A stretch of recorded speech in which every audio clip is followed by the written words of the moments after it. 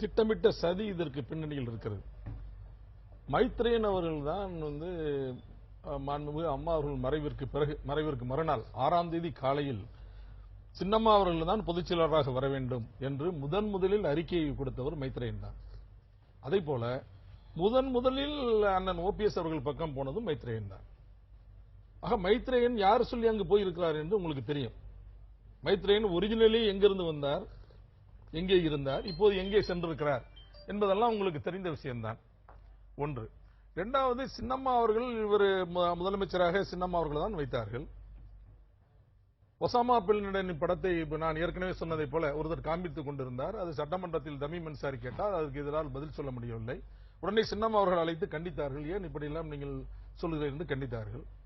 அதற்கு பிறகு அந்த நடுக்குப்பத்தை தீ வைத்தார்கள். அதெல்லாம் காவல்துறையினால் வைக்கப்பட்டிருக்கிறது என்று சொல்கிறார்களே, இதெல்லாம் எப்படி நீங்கள் நடக்குது, இதெல்லாம் நம்முடைய அரசாங்கத்துக்கு கெட்ட பெயர் ஏற்படுகிறது, இதையெல்லாம் எப்படி நீங்கள் சமாளிக்கப் போகிறீர்கள் என்றெல்லாம் கேட்டு மிகவும் அவரை கண்டித்தார்கள். இப்படியெல்லாம் நடக்கலாமா, நம்முடைய அரசு, அம்மாவுடைய அரசு இப்படி நடந்து கொள்ளலாமா என்றெல்லாம் கண்டித்தார்கள்.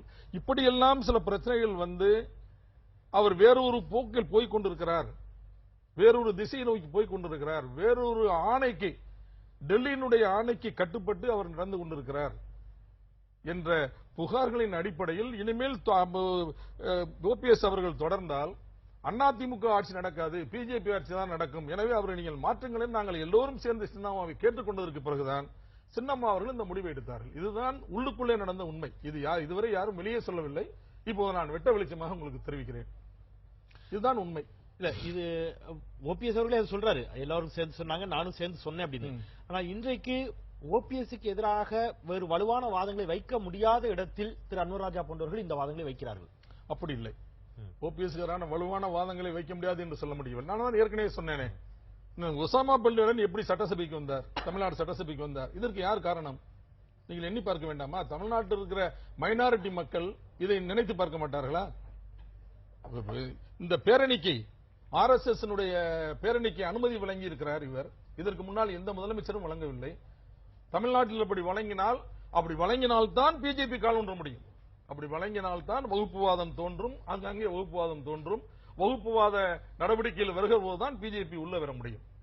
ஆனால் பிஜேபி கால் பதிப்பதற்கு எத்தனிக்கிறது. அதை தடுக்கின்ற சக்தி படைத்த மதச்சார்பற்ற மிகப்பெரிய மக்களை கவர்ந்திருக்கின்ற செரிஸ்மா உள்ள தலைவர்கள் தமிழ்நாட்டில் இல்லை.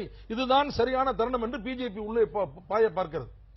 புரட்சி தலைவருக்கு பிறகு, புரட்சி தலைவி அம்மா அவர்களுக்கு பிறகு செயல்படாதவராக திரு கருணாநிதி அவர்கள் ஆகிவிட்டதற்கு பிறகு மக்கள் எல்லோரையும் கவரக்கூடிய அளவிற்கு எந்த கட்சியிலும் ஒரு தலைவர் இல்லை. எனவே ஒரு வேக்கம் இருக்கிறது என்று நினைத்து அதற்கு உள்ளே நுழைந்து யூபியில் நடந்ததை போல, மற்ற வட மாநிலங்களில் நடந்ததை போல பிஜேபி இங்கு காலொன்று செய்ய முடியுமா என்பதுதான் அவர் பார்க்கிறார். அமித்ஷா அவர்களோடு தினசரி ஓபிஎஸ் பேசிக் கொண்டிருக்கிறார். இது பகிரங்கமாக நான் குற்றம் சாட்டுகிறேன். தினசரி அமித்ஷா ஓபிஎஸ் ஓடு பேசிக் கொண்டிருக்கிறார். அவருடைய டைரக்ஷனில் தான் இது அவ்வளவும் நடந்து கொண்டிருக்கிறது. அதற்கு இவைகளெல்லாம் எடுத்துக்காட்டுகள். இந்த வாதங்கள்